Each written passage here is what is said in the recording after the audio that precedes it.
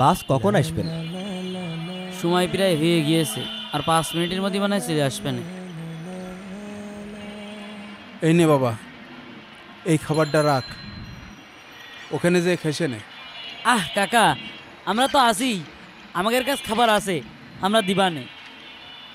তারপরেও বাপ একটু চিন্তা হয়, ও তো বাড়ি মসজিদ মাদ্রাসা ছাড়া আর কোনোদিন কোনো জায়গায় যায়নি।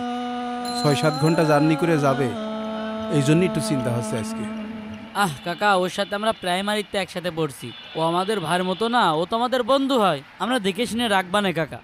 কাকা আপনি কোনো চিন্তাই করবেন না, আকিব তো আমাদের বন্ধু না, ও তো আমাদের ভাইয়ের মতো, ওর আমরা দেখে শুনেই রাখবানে। আর কুয়াকাটা তো বেশি পথ না, ওই 6-7 ঘন্টা ও বাসের মধ্যে গল্প করতে করতেই চলে যেতে পারবানে। আব্বা, তুমি অযথাই টেনশন করো, আমি তো এখন বড় হয়েছি, আমি মাদ্রাসায় যাই, মসজিদে একা একা নামাজ পড়াতে যাই, আমি ওই বন্ধুদের সাথে কুয়াকাটায় গিয়ে একা ঘুরে আসতে পারবানে, তুমি টেনশন করো না দিনি। বড় হয়েছিস বটে, কিন্তু বাপের মন তো বুঝিস নে। তুই তো এর আগে সমুদ্র কখনো দেখিসনি, সমুদ্রের পানি কিন্তু খুব ঠান্ডা, বেশি সময় ভিজিস নে কিন্তু ঠান্ডা লেগে যাবে। আর তোর ওই ব্যাগে আমি সর্ষের তেল ভরে দিছি, ওই পানিতে নামার আগে সর্ষের তেল মেখে নিস। ঠিক আছে কাকা, আমাদের বাস চলে আইছে, আমাদের এখন যেতে হবে, দেরি করলে এবারে বাস চলে যাবে। এই নে বাপ, এই 300 টাকা রাখ, ঈদে লাগলে কিছু কিনে খেয়ে নিস। আচ্ছা ঠিক আছে আব্বা, তাহলে গেলাম আব্বা। চ চ চ তাড়াতাড়ি চ, এই আয়। মনি শোন, আর যা যা বললাম মনে থাকে যেন। আচ্ছা আব্বা। আল্লাহ, আমার ছেলেটা এত দূর যাচ্ছে, তুমি ওদের সহি সালামতে পৌঁছে দিও। চ আগে আগে যে ভালো ছুটি বসতে হবে, বুঝেছিস? আমার কিন্তু জানালার পাশে বসতে দিবি, মানে কিন্তু আমার বমি আসছে না।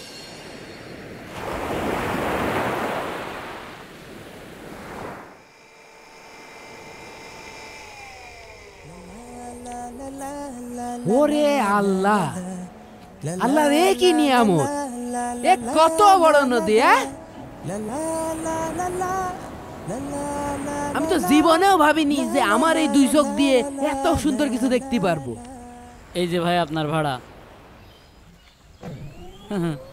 আরে গাধা, তুই শুধু গায়ে গতরেই বড় হয়েছিস, এটা নদী না, এটা সমুদ্র।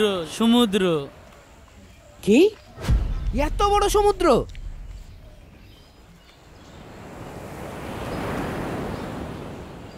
ফাইনালি কুয়াকাটা তো চলে আসলাম, এখন একটা ভালো হোটেল ঠিক করতে হবে, তো কি দেখি করা যায়? আমি জানতাম এরকমই একটা ঝামেলা হবে, এই জন্য আমি আগে থেকেই সমুদ্রের সামনে ভালো একটা হোটেলে কথা বলে রাখেছি। এখন তোরা 600 করে টাকা দে, আমি রুমটা ঠিক করে আসি।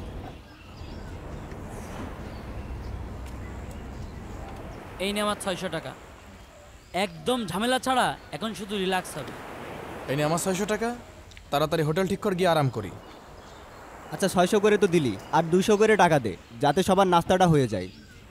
একই তো 600 টাকা বের কর, একদম দেরি করিস নে। বন্ধু, আমার কাছে তো টাকা নেই, জিনেদারতে আসার সময় আব্বা 300 টাকা দিল, তা বাস ফরিদপুরি থামিল, ওই জায়গাটায় হোটেলে যেয়ে একটা কফি খাইছি আর হাফ প্লেট ভুনা খিচুড়ি খাইছি, তার টাকা সব শেষ হয়ে গেছে। দেখেছিস, তোর আগেই বলিলাম এইসব আবাল সাবাল নিয়ে যাইস নে। দেখেছিস তো এখন, এর জন্য এখন কুয়াকাটা এসে এখন ঝামেলা বেঁধলো। তোর তো আগেই বলিসলাম এসব আবাল সাবাল নিয়ে আসার দরকার নেই, তুই তো বেশি পিরিত দেখালি। এই তুই না, তুই এই তোর জন্যই যত ঝামেলা। আরে আমার কি দোষ, আমি কি জানতাম না কি ওর কাছে টাকা থাকবে না? আচ্ছা যাই হোক, ও তো আমাদেরই বন্ধু, আমরা সবাই মিলে ওর খরচটা দিয়ে দিই।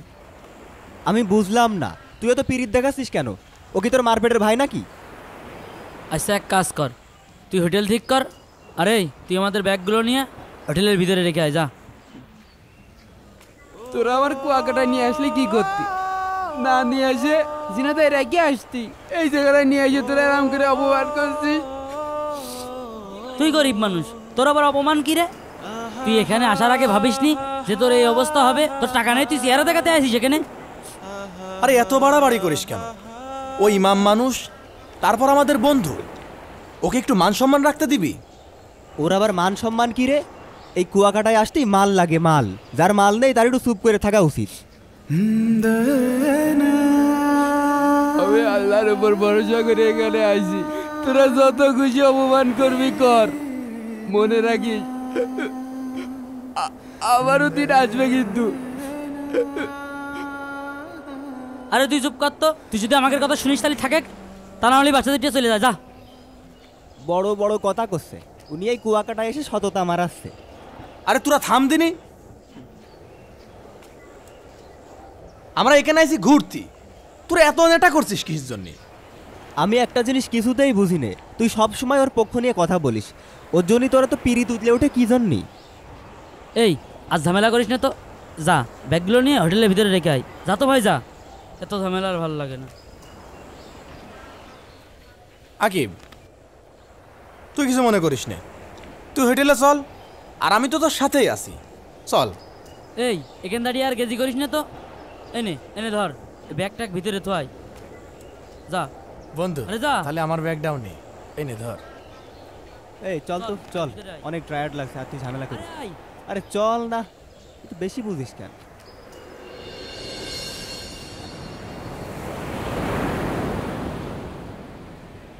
ও রে শান্তি, ও রে শান্তি, রে রে রে শান্তি, রে রে রে শান্তি। তোমাদের তো সেই মজা লাগছে, ও চিন্তা নেই।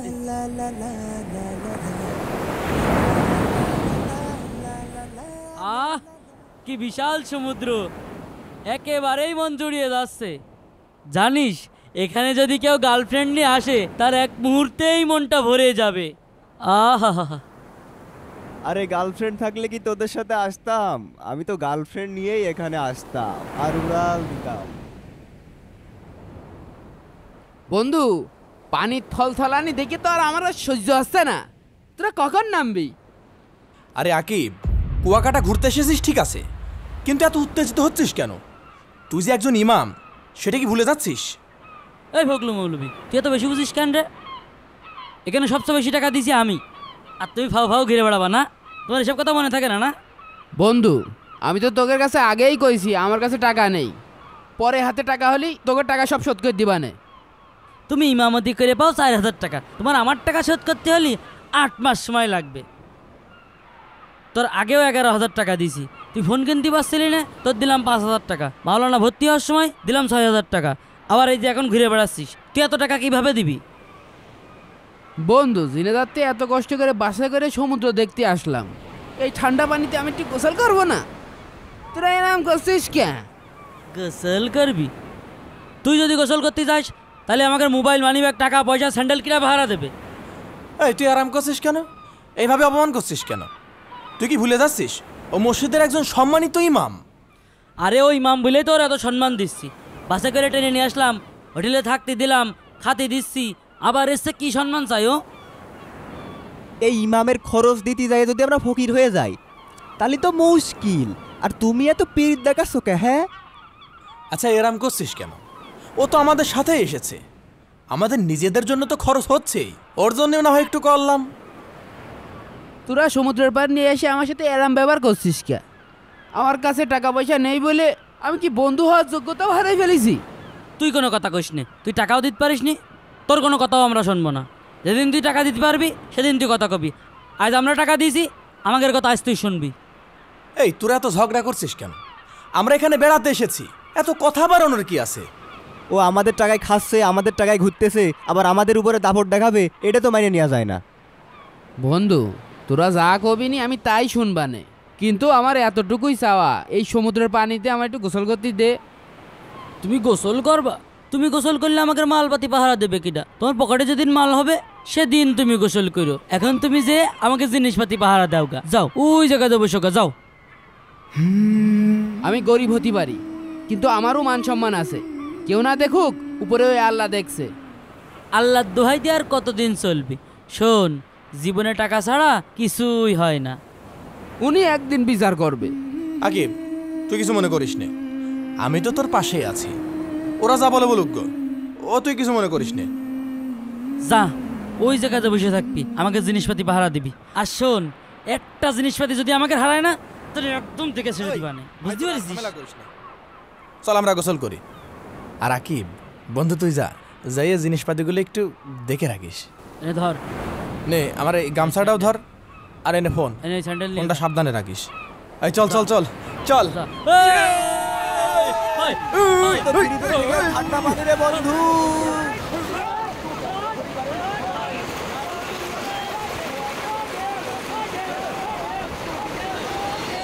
আকিব তখন মনে মনে বলল, একসাথে 4 বন্ধু আসলাম কুয়াকাটায় ঘুরতি, ওরা আমার মালপত্র পাহারা দিয়ে কসে তুই এনে বসে থাক, আমার আর সমুদ্রে গোসল করা হইলো না, তোর ভাল লাগে না।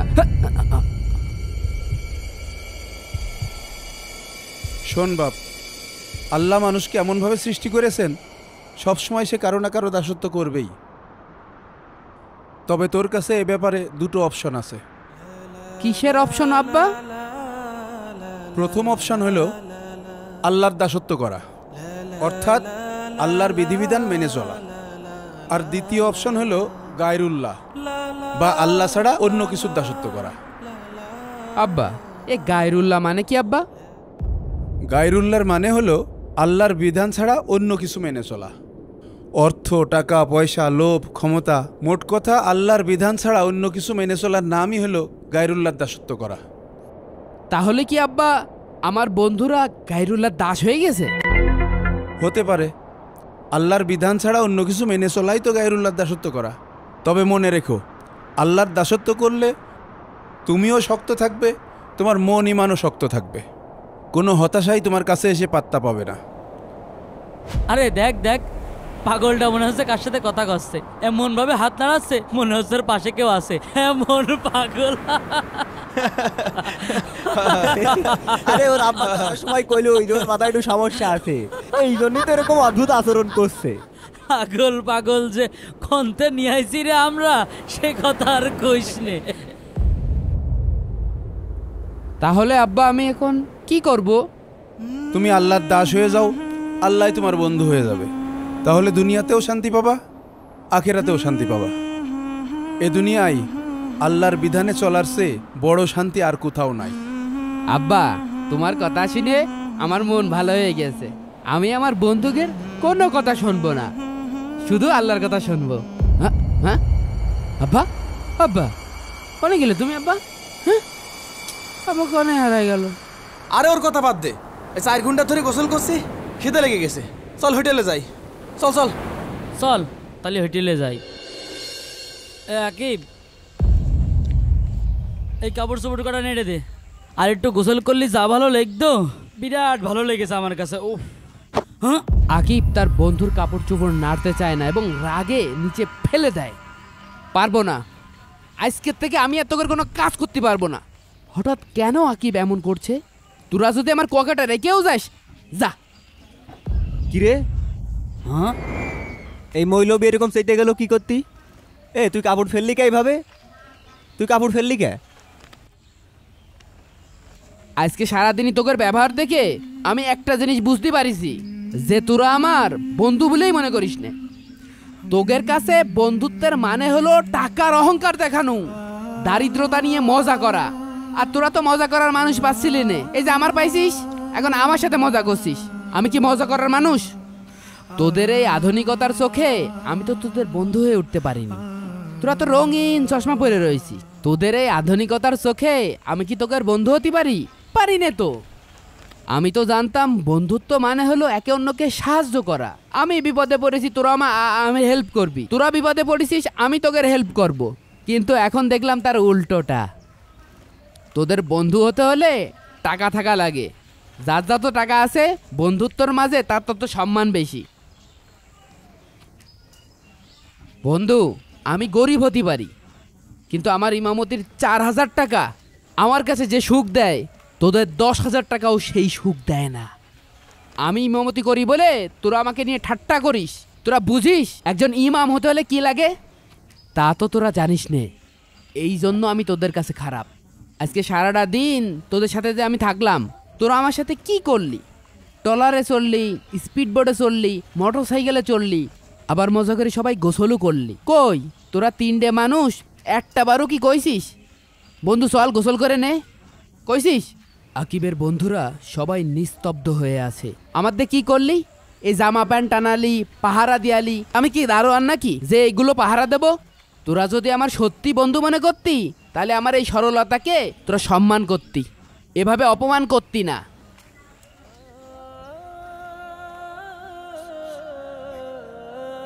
তোরা কি মনে করিস তোরা আমার ছোট করে বড় হতে পারবি? জীবনেও না।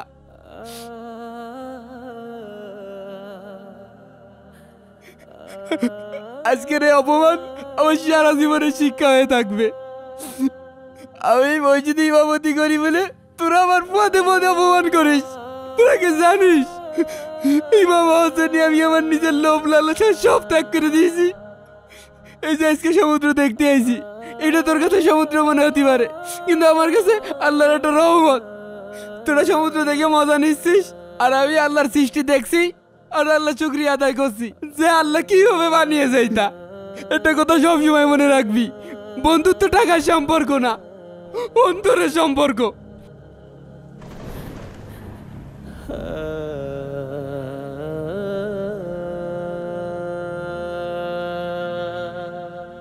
আজ আমি বুঝে গেছি আমার কোনো বন্ধু নেই, আমার বন্ধু ওই আল্লাহ। সর সামনেতে। ولا تمش في الأرض مرحا إنك لن تخرق الأرض ولن تبلغ الجبال طولا। সময় বদলায়, মানুষ বদলায়, কিন্তু অপমানের সেই দাগ কখনো মোছে না। একদিন তোমাদের এই হাসি হয়তো কান্নায় বদলে যাবে, কিন্তু তখন হয়তো অনেক দেরি হয়ে যাবে।